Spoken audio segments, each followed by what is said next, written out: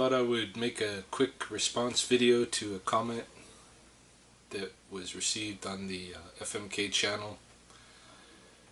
It was a comment to a video that Sifu Freddy and I had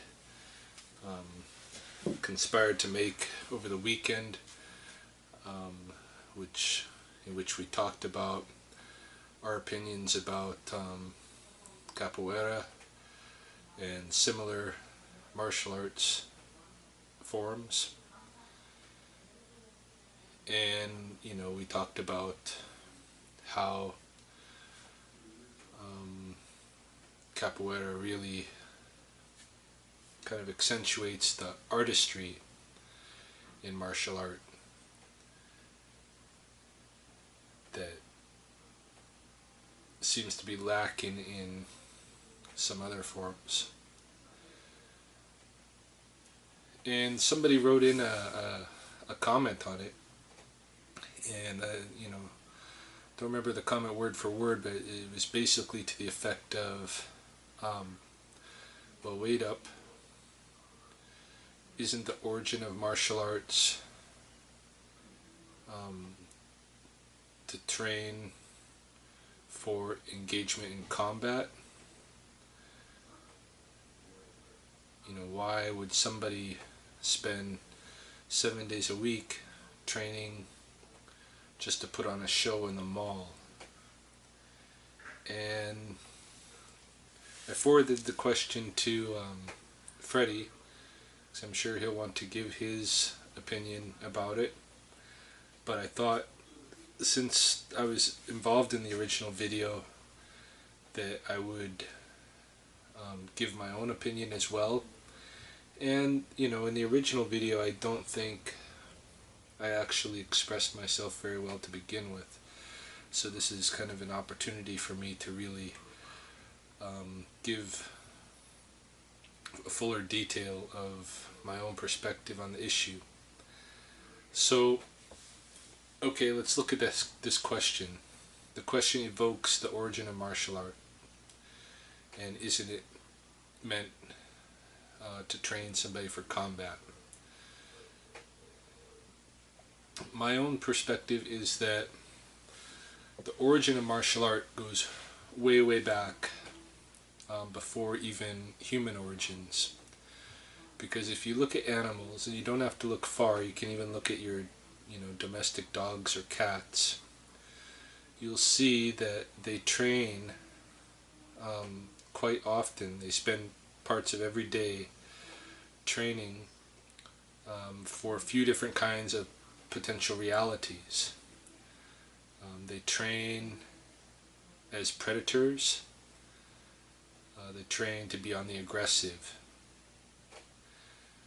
They train to be fleeing danger, basically for evasion, and they train for the potential inescapable kind of combat situation where they may be fending themselves against a predator of another species, or they may be fending themselves against a rival of their own species. And when I look at animals, a lot of them engage, maybe all of them, but certainly a lot of them engage in this kind of practice. And to me, when I look at martial arts, when I think about martial arts, to me, I think it's just a part of our human nature.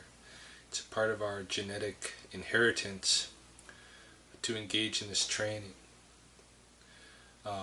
It helps us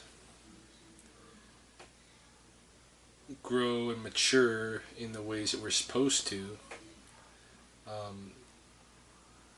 in terms of the health of our body and our mind and our spirit.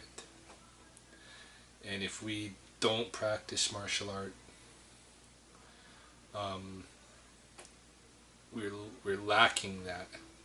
And I think this is what really, unfortunately, I think this longing for this kind of activity is what attracts people in a lot of cases to violence, to watching, spectating violence on television and such, because it's what attracts people to martial arts in general. It's part of our core nature as animals. And so to me, when I think about martial arts, I lump all of this stuff together. All of these potentialities of engagement and movement. You know, I look at being the aggressor, being the predator. That's an important part you got to train for too. You know, if you watch a dog or a cat, you'll see the cat practice stalking. You'll see the dog occasionally do the same, or do tug of war and this kind of thing.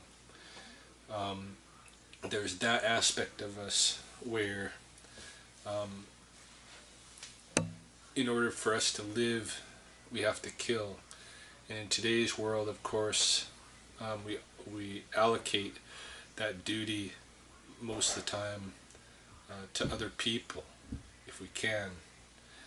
And so the vast majority of people have a kind of a hands-off, they don't have to themselves engage in the killing, but it still has to happen in order for us to live. So there's the aggressor side of us, the predator side of us, and whether we engage in that kind of killing, you know, to me, I think it would be much healthier, because in a way we're repressing that nature by not hunting, by not engaging in the killing that we need to sustain our lives ourselves. We don't have to face that reality of what it's like to look at another animal in the eye as we're killing it. I'm not talking about myself, because I actually do engage in that activity, but a lot of people don't, and so that part of their nature is being repressed, and it may come out in an attraction to violence, to spectating violence. If they actually engaged in it themselves, they would understand how ugly violence really was, and they wouldn't get the same kind of thrill off of it. So I include that aspect in the martial arts, not just the defensive side, but also the aggressive side. I also include, in my opinion about martial arts, the evasion, and the evasion part includes a lot of different aspects of human movement. It includes running, it includes leaping, it includes, you know, vaulting, it includes, you know, all of these different things. If you watch any animal, again, they constantly train for evasion. They seem almost hyper paranoid, but it becomes almost like a game to them to practice that evasion, to pretend that someone is an aggressor to them, and to dart away from that aggressor in evasive movement. So I include all of that aspect of movement, which is pretty much the whole scale of potential human movement. And then you have the actual combat engagement, which is more defensive, and it can, you know, well, really it can be offensive as well, but this is not the same kind of engagement as a hunter, or the same kind of engagement as a predator, but more the engagement of a living being that's cornered, that has to engage, that doesn't necessarily want to, but has to. And so we practice that as well. To me, that's the real origin of martial art. It goes way back to our animal nature, and it includes all of these different things. not just the fighting. But the fighting is a part of it. It's a big part of it. But whether today, in today's reality, somebody spends 7 days a week practicing for the fighting part, I think anybody that does that, that their mind is actually there thinking, I'm doing this practice in order that I'm going to be effective in combat. I think if your mind is actually right there all the time in the 7 day a week training, then you're a highly paranoid person with a real problem, I think, because you're not looking at reality. The reality is, unless you are in a war zone, your chances of becoming engaged in the kind of hand-to-hand combat in the manner that we train for in martial arts is really very, very low. The chances are, if you become engaged in something violent, it's going to involve multiple attackers, and it's going to involve weapons. And so to me, if your real concern is, I want to be able to survive the violent encounter, and that's why I'm spending 7 days a week training, to me, you're going about it the wrong way. What you really need to do is go to the sporting goods store or the gun shop and buy yourself a gun, and buy yourself maybe some knives, and be armed. And you don't have to train 7 days a week to pull the trigger. And that's the reality that we actually live in. That's the kind of encounter that we're gonna come into, is the kind where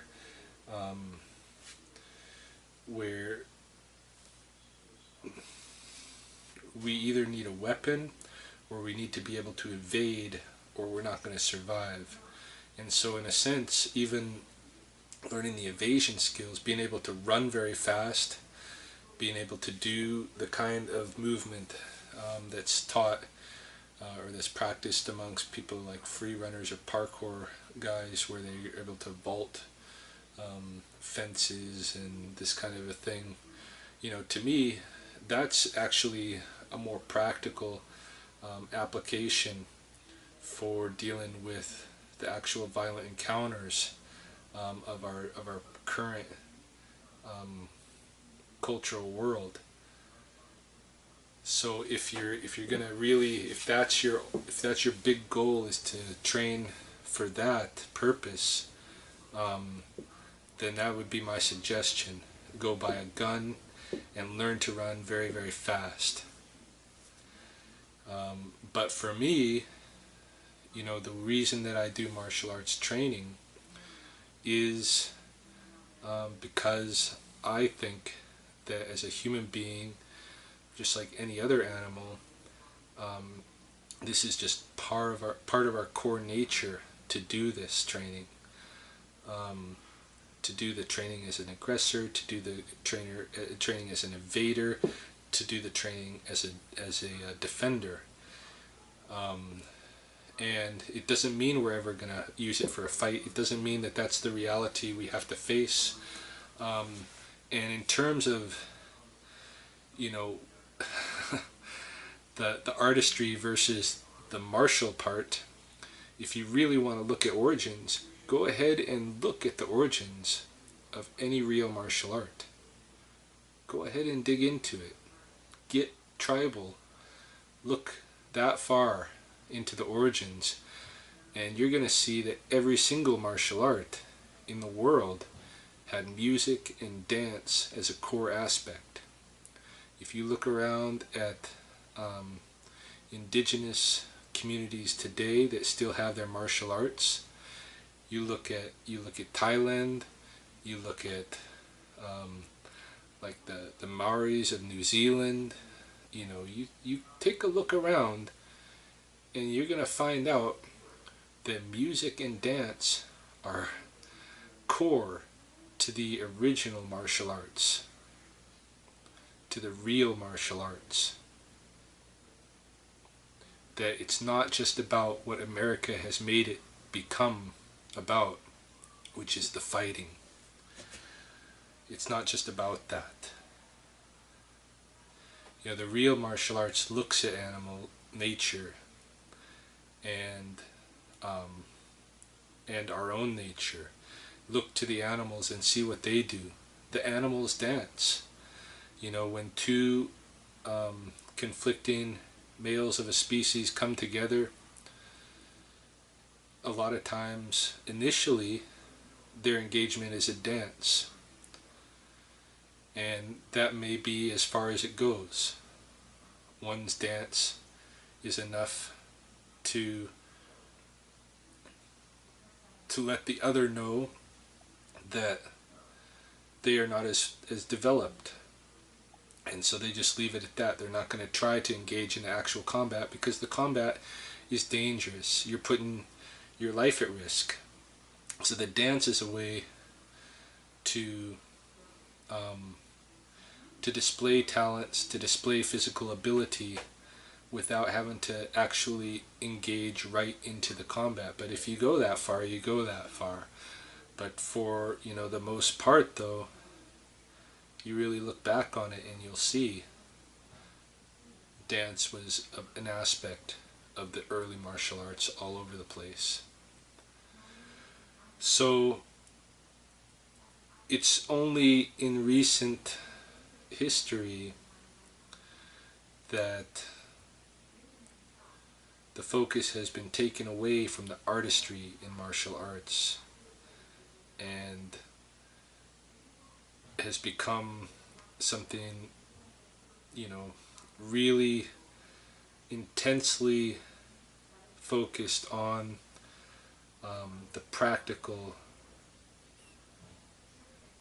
very practical techniques necessary for the fight, for the actual fight. And I think actually Bruce Lee was a part of that, and I don't want to put Bruce Lee down, but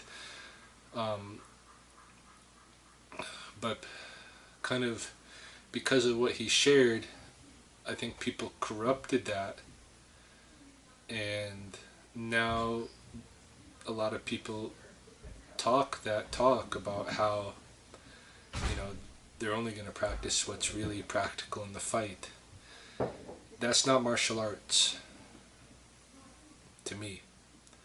Like I said, martial arts is the whole wide spectrum of that core nature that we have to engage in these kind of practices. They are to train us to be able to deal with the real life, but they're also for our health and well-being in a holistic sense, mind, body, and spirit. And in terms of being real, if you really want to be real, again, go buy a gun.